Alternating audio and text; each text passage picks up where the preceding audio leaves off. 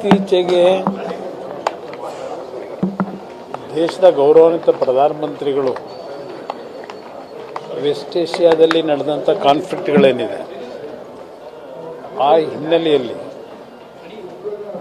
ದೇಶದ ಒಂದು ಆರ್ಥಿಕ ಪರಿಸ್ಥಿತಿಗಳ ಹಿನ್ನೆಲೆಯಲ್ಲಿ ಮುಂದಿನ ದಿನಗಳು ಯಾವುದೇ ರೀತಿಯ ನಮ್ಮ ಒಂದು ವೇಗಕ್ಕೆ ತಡೆ ಆಗಬಾರದು ಅಂತಕ್ಕಂಥ ನಿಟ್ಟಿನಲ್ಲಿ ಸುಮಾರು 9 ವಿಷಯಗಳಿಗೆ ಸಂಬಂಧಪಟ್ಟ ಹಾಗೆ ಸಾರ್ವಜನಿಕರಲ್ಲಿ ಮನವಿ ಮಾಡಿದ್ದಾರೆ.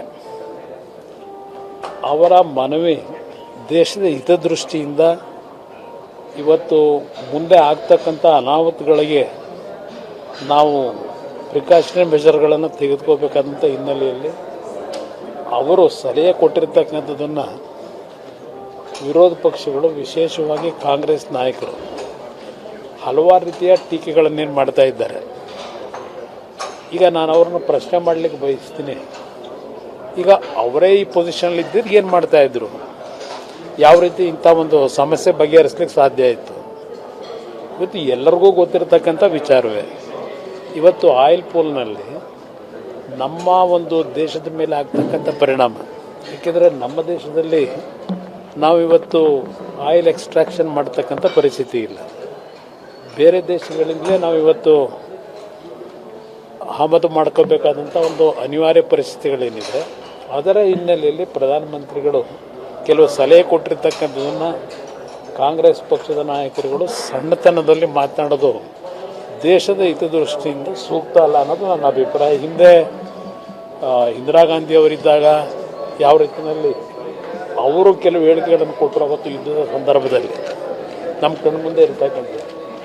ನಾನು ರಾಜ್ಯದ ಮುಖ್ಯಮಂತ್ರಿಗಳಿಗೆ ಹೇಳಲಿಕ್ಕೆ ಬಯಸ್ತೀನಿ, ಅವರು ಪ್ರತಿಯೊಂದು ಸಂದರ್ಭದಲ್ಲೂ ಕೇಂದ್ರ ಸರ್ಕಾರದ GDP ಬಗ್ಗೆ ರಾಜ್ಯ ಸರ್ಕಾರದ ಹೋಲಿಕೆ ಮಾಡ್ಕೊಳ್ತಕ್ಕಂಥದ್ದೇನಿದೆ, ಕೇಂದ್ರ ಸರ್ಕಾರದ ಜವಾಬ್ದಾರಿ ಇಡೀ ರಾಷ್ಟ್ರದ ಎಲ್ಲ ರಾಜ್ಯಗಳ GDP ಗ್ರೋತ್ ಏನಿದೆ ಅದೆಲ್ಲವನ್ನು ಇವತ್ತು ಕ್ರೋಢೀಕರಿಸಿ ಕೇಂದ್ರ ಸರ್ಕಾರದ ಜವಾಬ್ದಾರಿಗಳೇನಿದೆ ಅದನ್ನು ನಿರ್ವಹಣೆ ಮಾಡ್ತಕ್ಕಂಥದ್ದು ಹೆಚ್ಚಿನ ಜವಾಬ್ದಾರಿ ಕೇಂದ್ರ ಸರ್ಕಾರದ ಮೇಲೆ ಇರ್ತದೆ.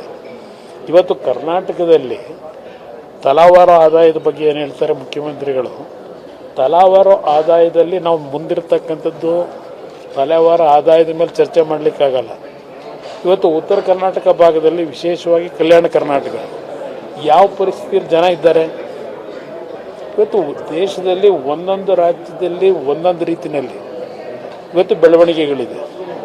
ಹಲವಾರು ರಾಜ್ಯಗಳು ಯಾವ ಒಂದು ಆರ್ಥಿಕವಾಗಿ ಹಿಂದುಳಿದಿರ್ತಕ್ಕಂಥ ಒಂದು ಸನ್ನಿವೇಶದಲ್ಲಿ ಇವತ್ತು ಅಲ್ಲಿ ಹೆಚ್ಚಿನ ಜವಾಬ್ದಾರಿಯನ್ನು ಕೇಂದ್ರ ಸರ್ಕಾರ ನಿರ್ವಹಣೆ ಮಾಡಬೇಕಾಗಿದೆ. ರಾಜ್ಯ ಸರ್ಕಾರ ಪ್ರತಿಯೊಂದು ಸಂದರ್ಭದಲ್ಲಿ ಕೇಂದ್ರ ಸರ್ಕಾರದ ಬಗ್ಗೆ ಟೀಕೆಯನ್ನು ಮಾಡ್ತಾರೆ.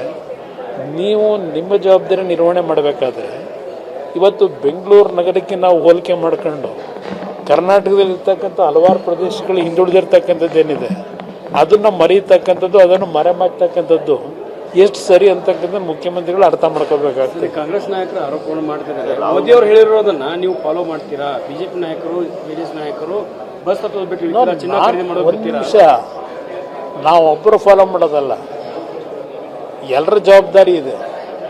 ದೇಶದ ಹಿತದೃಷ್ಟಿ ಬಂದಾಗ ಎಲ್ಲ ಪಕ್ಷಗಳು, ಎಲ್ಲ ಸರ್ಕಾರಗಳ ಜವಾಬ್ದಾರಿ ಇದೆ. ಅಲ್ಲಿ ಒಬ್ಬರ ಜವಾಬ್ದಾರಿಯಿಂದ ಇದನ್ನೆಲ್ಲ ಸರಿಪಡಿಸ್ಲಿಕ್ಕಾಗೋದಿಲ್ಲ. ಅದರ ಹಿನ್ನೆಲೆಯಲ್ಲಿ ಹೇಳಿದ್ದಾರೆ. ಆದರೆ ಕೆಲವು ವಿಶೇಷವಾದ ಸಂದರ್ಭಗಳಲ್ಲಿ ದೇಶದ ಒಂದು ಗೌರವವನ್ನು ಕಾಪಾಡಬೇಕಾದ್ರೆ ನಾವು ಇವತ್ತು ಆ ದೇಶವನ್ನು ಆಳ್ತಕ್ಕಂಥವರು ಯಾವೊಂದು ಜವಾಬ್ದಾರಿಗಳಿರ್ತಾರೆ ಅವರು ನಮ್ಮ ದೇಶ ಪಾಕಿಸ್ತಾನದ ರೀತಿ ಆಗ್ತಾಯಿದೆ ಅಂತಕ್ಕಂಥ ತೋರಿಸ್ಕೋಬೇಕಾ? ಇದನ್ನೆಲ್ಲ ಕಟ್ ಮಾಡಲಿಕ್ಕೆ ಹೋಗಿ.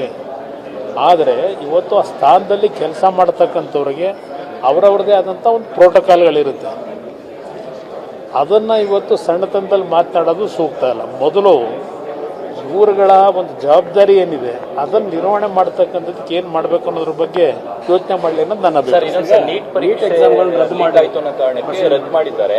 ಕಾಂಗ್ರೆಸ್ ವಿಪಕ್ಷಗಳು ಟೀಕೆ ಮಾಡ್ತಾರೆ, ಕೇಂದ್ರ ಸರ್ಕಾರಕ್ಕೆ ಅದು ಪರೀಕ್ಷೆ ಮಾಡಿ ಯೋಗ್ಯತೆ ಇಲ್ಲ, 3-4 ಬಾರಿ ಪರೀಕ್ಷೆ. ನಮ್ಮ ರಾಜ್ಯದಲ್ಲಿ ಎಷ್ಟು ಬಾರಿ ಮುಂದಾಕಿದ್ದೀರಿ? ನಿಮ್ಮ ಕಾಲದಲ್ಲೇ ಎಷ್ಟು ಅನಾಹುತಗಳಾಗಿಲ್ಲ. ಇವತ್ತು ನಮ್ಮ ರಾಜ್ಯದಲ್ಲಿ ಒಂದು KPSC ಸಂಸ್ಥೆನ ಸರಿಪಡಿಸ್ಲಿಕ್ಕಾಗಿದೆ. ಯಾವ ರೀತಿಯಲ್ಲಿ ಆ ಸಂಸ್ಥೆ ಬಗ್ಗೆ ಇವತ್ತು ಜನಗಳು ಮಾತನಾಡ್ತಾರೆ. ಇವತ್ತು ಈ KPSC ಸಂಸ್ಥೆ ಹಾಳಾಗ್ತಕ್ಕಂಥದ್ದು ಪ್ರಾರಂಭ ಆಗಿದ್ದೆ ಬಹುಶಃ ನನ್ನ ಅಭಿಪ್ರಾಯದಲ್ಲಿ ಈಗಿನ ಸರ್ಕಾರ ಹಿಂದೆ 2013ರಲ್ಲಿ ಸರ್ಕಾರ ಏನು ರಚನೆ ಮಾಡಿದರು ಅಲ್ಲಿಂದ ಪ್ರಾರಂಭ ಆಯಿತು. ಅವತ್ತು ಮುಖ್ಯಮಂತ್ರಿಗಳು ಹೇಳಿದ್ರು ತೊಳಿತೀವಿ ಅಂತ ಹೇಳಿ. ಯಾವ ರೀತಿ ತೊಳೆದ್ರು? ಲಕ್ಷಾಂತರ ಜನ ಎಕ್ಸಾಮ್ ರೀಡು ಮಾಡಿಕೊಟ್ಟಂಥ ವ್ಯಕ್ತಿನ ತಗೊಂಡೋಗಿ KPSC ಚೇರ್ಮನ್ ಮಾಡಿ ಪಬ್ಲಿಕ್ನಲ್ಲಿ ಯಾವ ಒಂದು ಪೋಸ್ಟ್ಗಳಿಗೆ ಹಣ ನಿಗದಿ ಮಾಡ್ಕೊಂಡು ಬೀದಿನಲ್ಲಿ ಚರ್ಚೆ ನಡೀತು. ಆ ವಾತಾವರಣ ತಂದಂಥವ್ರು ನೀವು. ನಿಮಗೆ ಇವತ್ತು ಎಕ್ಸಾಮ್ಗಳಲ್ಲಿ ಇವತ್ತೇನು ರಾಜಸ್ಥಾನದಲ್ಲಿ ನನಗೂ ಅರ್ಥವಾಗ್ತದೆ, ರಾಜಸ್ಥಾನದಲ್ಲಿ ನೀಟ್ ಎಕ್ಸಾಮ್ ಬರೀತಕ್ಕಂಥ ಸಂದರ್ಭದಲ್ಲಿ ಸುಮಾರು 150ಕ್ಕೂ ಹೆಚ್ಚಿನ ಒಂದು ಪ್ರಶ್ನೆಗಳಿಗೆ ಏನೊಂದು ಹೊರಗಡೆ ಲೀಕ್ ಆಗಿದೆ. ಅದು ಇವತ್ತು ಚರ್ಚೆಗೇನು ಪ್ರಾರಂಭ ಆಗಿದೆ. ಹೌದು, ಒಂದೊಂದು ಬಾರಿ ಯಾರೋ ಮಾಡೋ ತಪ್ಪಿಗೆ ಸಂಪೂರ್ಣವಾಗಿ ತಪ್ಪನ್ನು ಸರ್ಕಾರದ ಮೇಲೆ ವಹಿಸ್ಲಿಕ್ಕೆ ಆಗೋದಿಲ್ಲ. ನಮ್ಮ ರಾಜ್ಯದಲ್ಲಿ ಹಲವಾರು ಬಾರಿ ಈ ರೀತಿಯ ಸಮಸ್ಯೆಗಳು ಉದ್ಭವ ಆಗಿರತಕ್ಕಂಥದ್ದು ಇವ್ರ ಸರ್ಕಾರದಲ್ಲೂ ನಡೆದಿರತಕ್ಕಂಥದ್ದು ಇದೆ. ಅದರಿಂದ ಇವ್ರಿಗೆ ಯಾವ ನೈತಿಕತೆ ಇದೆ ಚರ್ಚೆ ಮಾಡಲಿಕ್ಕೆ ಅನ್ನೋದು ಕೇಳಲಿಕ್ಕೆ ಬಯಸ್ತಾರೆ. ಈಗ ಪ್ರಧಾನಿ ಅವರು ಬಂದಾಗ ಭದ್ರತಾ ವೈಫಲ್ಯ ಆಗಿದೆ, ಜಿಲೆಟಿನ್ ಗಟ್ಟಿಗಳು ಪತ್ತೆ ಆಗಿದೆ. ಇದ್ರ ಬಗ್ಗೆ ಈಗಾಗಲೇ ಹಲವಾರು ರೀತಿಯಲ್ಲಿ ತನಿಖೆಗಳನ್ನ ಪ್ರಾರಂಭ ಮಾಡಿದ್ದಾರೆ. ನಿಜವಾದ ವಾಸ್ತವಾಂಶ ಏನು ಬರೋವರೆಗೂ ಕಾಯಬೇಕಷ್ಟೇ. ಒಂದು ನಿಮಗೆ GBA ಎಲೆಕ್ಷನ್ ವಿಷಯದಲ್ಲಿ ಹೇಳ್ತಕ್ಕಂಥದ್ದು, GBA ಎಲೆಕ್ಷನ್ ಮಾಡಬೇಕು ಅಂತ ಹೇಳಿ ಮುಖ್ಯಮಂತ್ರಿಗಳು ಎಲೆಕ್ಷನ್ ಕಮಿಷನ್ನ ಸಿಬ್ಬಂದಿಗಳನ್ನು ಕರೆದರು. ಉಪಮುಖ್ಯಮಂತ್ರಿಗಳ ಅನುಪಸ್ಥಿತಿಯಲ್ಲಿ ಕರೆದು GBA ಎಲೆಕ್ಷನ್ ಮಾಡ್ತಕ್ಕಂಥ ನಿಟ್ಟಿನಲ್ಲಿ ಅವ್ರ ಮೇಲೆ ಒತ್ತಡ ಹಾಕಿದ್ರು ಮುಖ್ಯಮಂತ್ರಿಗಳು. ನಂತರ ಈ ಉಪಮುಖ್ಯಮಂತ್ರಿಗಳು ಬಂದು ಮತ್ತಿನ್ನೊಂದು ಸಭೆ ಕರೆದ್ರು. ಯಾವುದೇ ಕಾರಣಕ್ಕೂ GBA ಎಲೆಕ್ಷನ್ ನಡೆಸ್ಲಿಕ್ಕೆ ಸಾಧ್ಯ ಇಲ್ಲ, ನೀವು ಯಾವ ಆಧಾರದ ಮೇಲೆ ನೀವು ಮಾಡ್ತಕ್ಕಂಥದ್ದು ಡೈರೆಕ್ಷನ್ ಕೊಟ್ರಿ ಅಂತ ಹೇಳಿ ಮುಖ್ಯಮಂತ್ರಿಗಳ ಮೇಲೆ ಮತ್ತೆ ಒತ್ತಡ ಹಾಕಿ ಈಗ ಸುಪ್ರೀಂ ಕೋರ್ಟ್ ಮುಂದೆ ನಮಗೆ ಜನಗಣತಿ ಅದು ಇದು ಅಂತೇಳಿ ಕಾರಣ ಕೊಟ್ಟು ಸೆಪ್ಟೆಂಬರ್ವರೆಗೂ ಚುನಾವಣೆ ನಡೀಲಿಕ್ಕೆ ಆಗೋದಿಲ್ಲ ಅಂತೇಳಿ ಮುಂದಕ್ಕೆ ಹಾಕಲಿಕ್ಕೆ ಸುಪ್ರೀಂ ಕೋರ್ಟ್ ಮುಂದೆ ಏನು ಅರ್ಜಿ ಹಾಕಿದ್ದಾರೆ.